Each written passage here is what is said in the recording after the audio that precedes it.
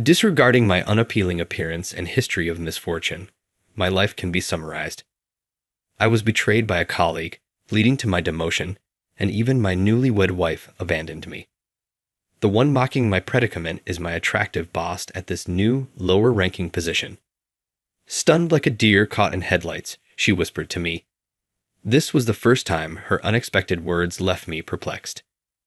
My name is Jason, a 28-year-old event planner. I recently got married, no longer a single man. With this new commitment, I believed I had my life in order. But then, an incredible incident occurred. Who requested the champagne for tomorrow's event? We're short. Aren't you mistyping the number? My boss's booming voice echoes through the office. This event I'm overseeing involves enjoying champagne and wine at a city park. I was the assistant in charge of this event. Let me check the order form. As I hurried towards my boss, he frowned at me. He struggles to work with me. Looks play a crucial role in how others perceive us, accounting for a significant portion of first impressions. Regrettably, I was endowed with a rather stern-looking countenance, often mistaken for an expression of anger. Furthermore, my stature surpassed the typical preference, adding to the impression of an imposing figure.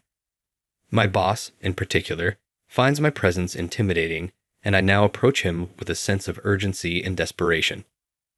For a brief moment, my boss appeared ready to flee. There was my signature on the order form, but I had not reviewed this document beforehand. Initially, I was excluded from the champagne order. I was at a loss for words. One of my senior colleagues, smirking, called out to me, "You really messed up this time, didn't you? What are you going to do about it?" Despite the critical situation, he was grinning from ear to ear. That's when it dawned on me.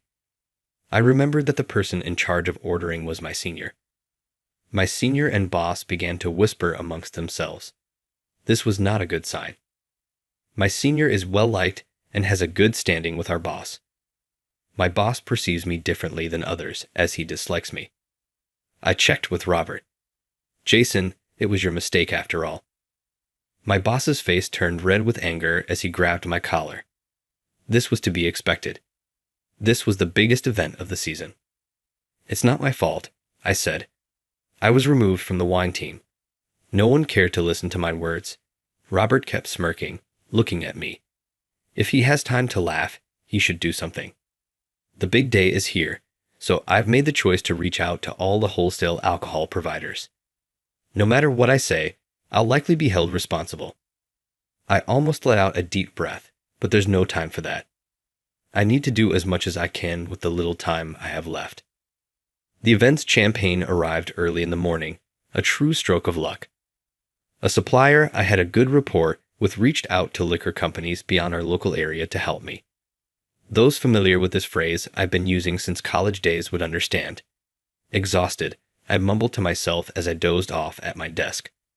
One by one, I could sense my coworkers filing in.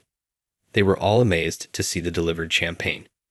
In my drowsy state, I heard Robert's voice. It's a breeze when I handle it. I can fix my junior's silly errors in a flash. Seemingly unaware of my dozing, he boasted as if he had single-handedly solved everything. My colleagues also expressed their admiration. True to form, Robert's charming looks, eloquent speech, and pleasant demeanor had clearly contributed to his success in life. "Are you napping while Robert's working hard?" Suddenly, I was yanked awake by the back of my neck, my boss gripping my collar, his face twisted in anger. I was promptly summoned to the director's office.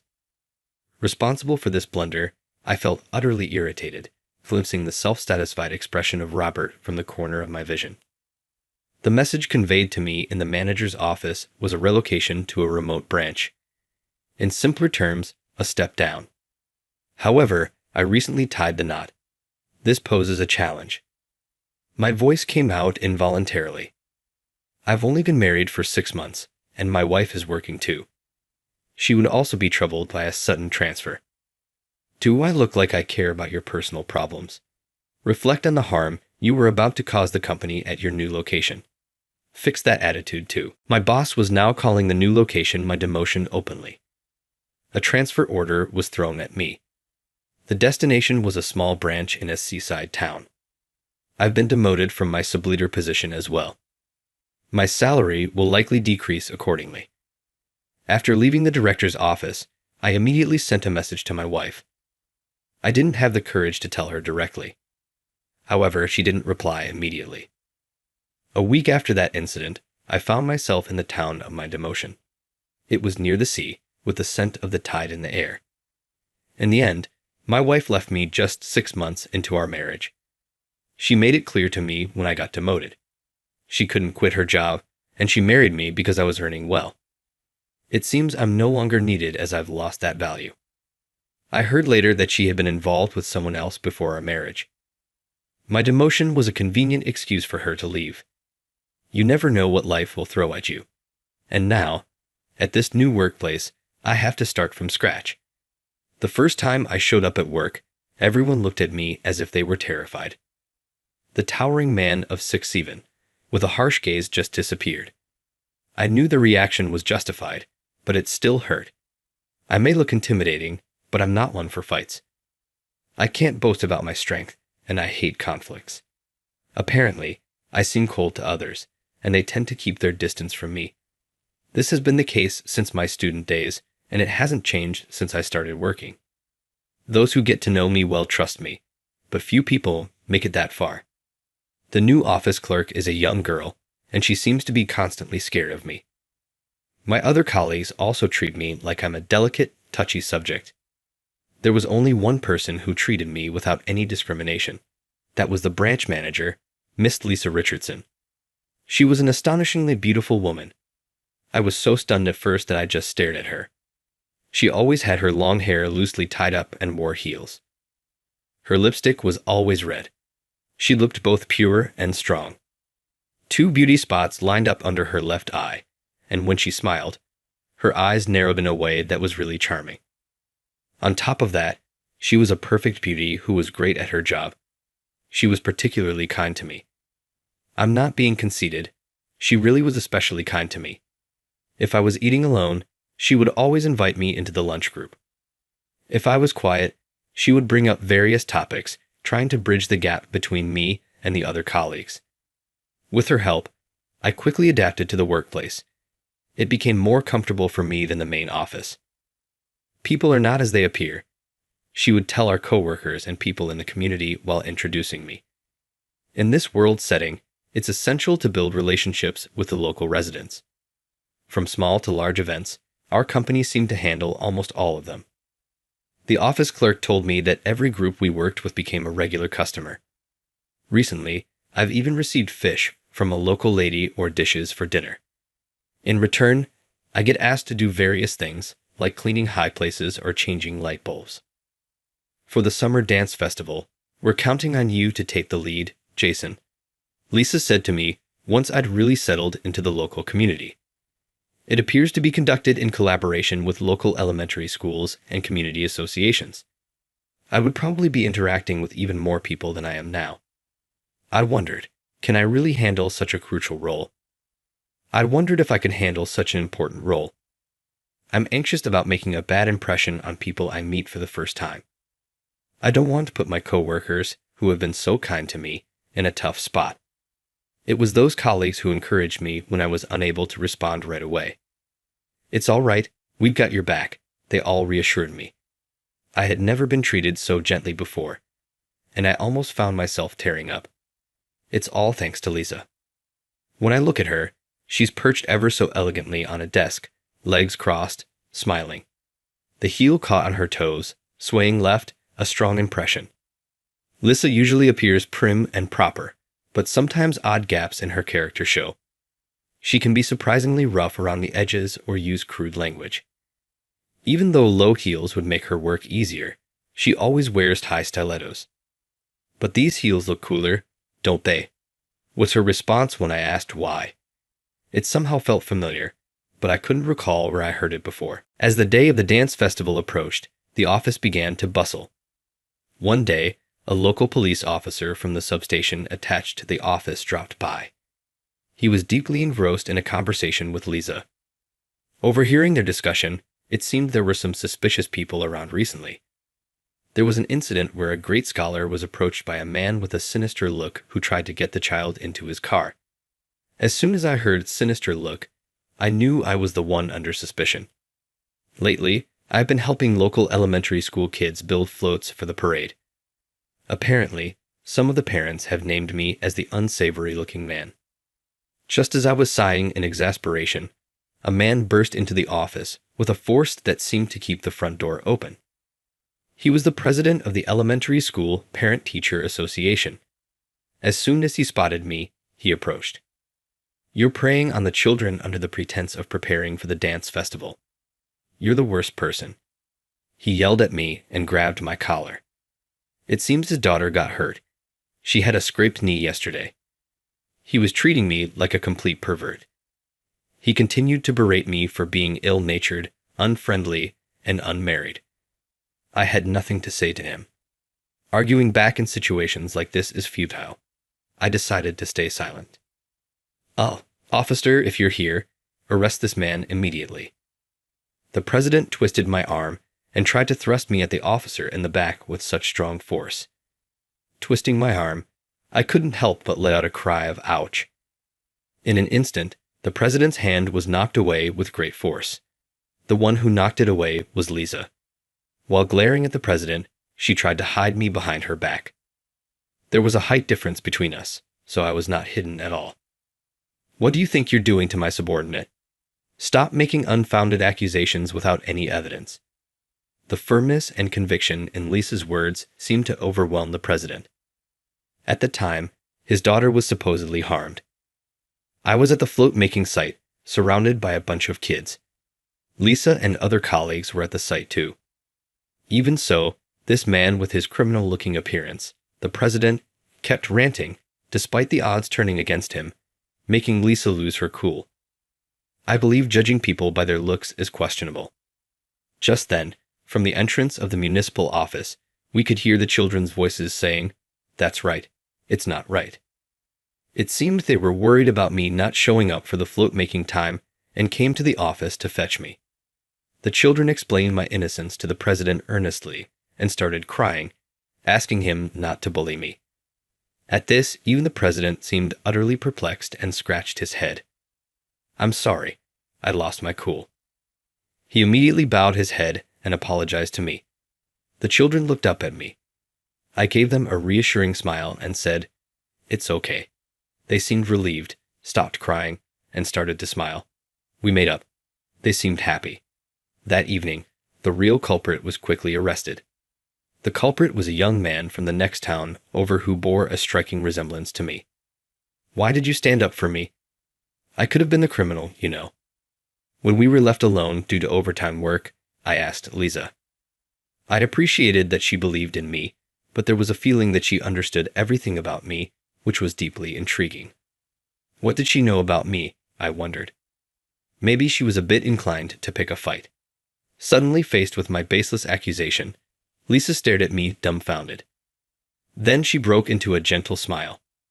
With her heels clicking, she made her way over and stood next to my desk. "Did you really forget about me?" She leaned in and whispered, causing my heart to race. Lisa reached out and propped up my chin. She looked straight into my eyes. It was my first time. "Will you remember if I do this?" Slowly, her hands reached out towards my petrified face.